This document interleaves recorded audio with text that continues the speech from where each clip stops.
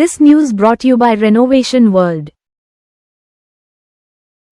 നമസ്കാരം, മാന്യ പ്രേക്ഷകർക്ക് ബ്രൈറ്റ് ന്യൂസിലേക്ക് സ്വാഗതം.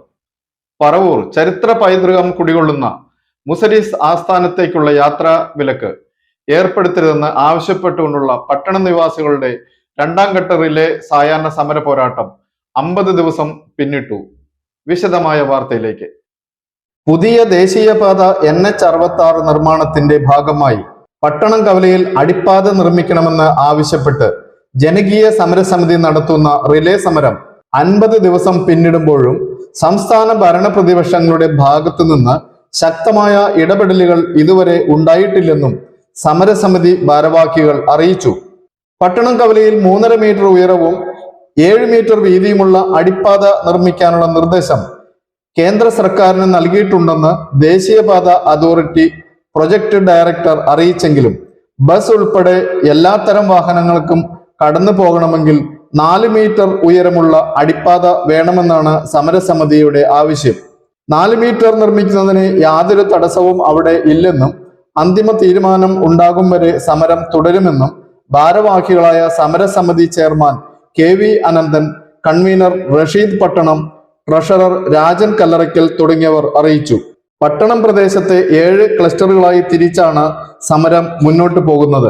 ലോകത്തിന്റെ വിവിധ ഇടങ്ങളിൽ നിന്നുമായി 40 ഭാഷകൾ സംസാരിക്കുന്ന ആളുകൾ അധിവസിച്ചിരുന്ന പ്രദേശം എന്ന് ചരിത്ര ഗവേഷകന്മാർ കണ്ടെത്തിയ വളരെ പ്രാധാന്യമുള്ള മുസരീസ് പ്രദേശമായ പട്ടണത്തേക്കുള്ള NH-66 റോഡാണ് അധികൃതർ അടച്ചു കെട്ടിപ്പൂട്ടുന്നത്.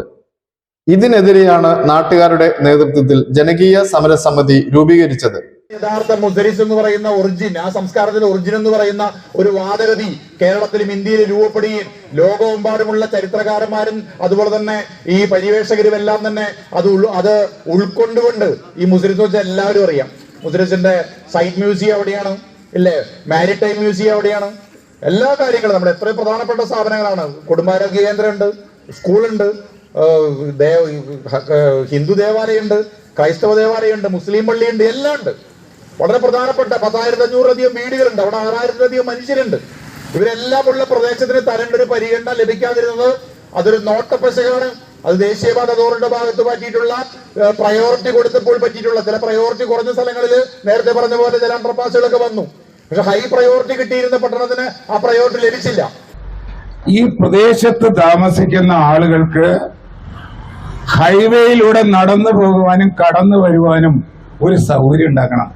ഇത്രയല്ലേ നമ്മൾ പറഞ്ഞിട്ടുള്ളൂ. നമുക്ക് വേറെ ആവശ്യമില്ല. നാഷണൽ ഹൈവേ അതോറിറ്റി NH-66 പട്ടണം കവലയിൽ അണ്ടർപാസ് ഇല്ലാത്തതിന്റെ ജനകീയ സമരസമിതിയുടെ ആഭിമുഖ്യത്തിലുള്ള സമരം രണ്ടാം ഘട്ടം ഇന്ന് 51 ദിവസം പിന്നിടുകയാണ്.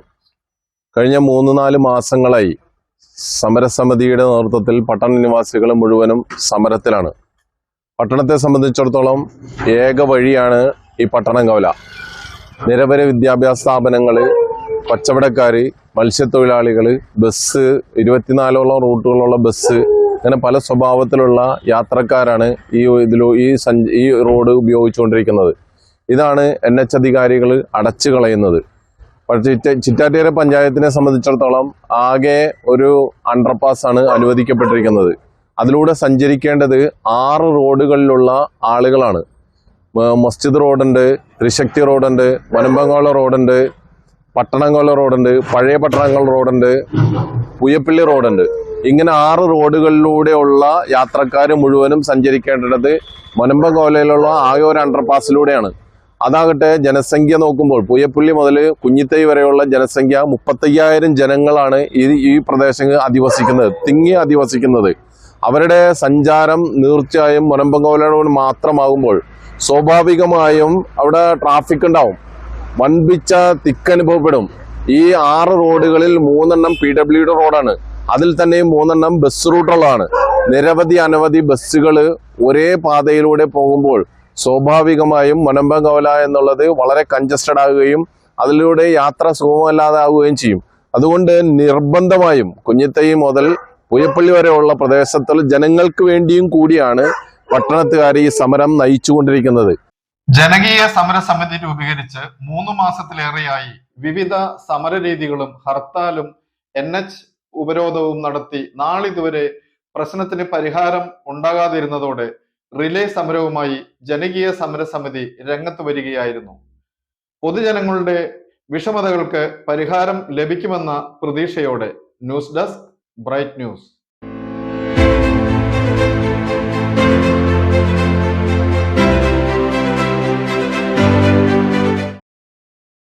This news brought you by Renovation World.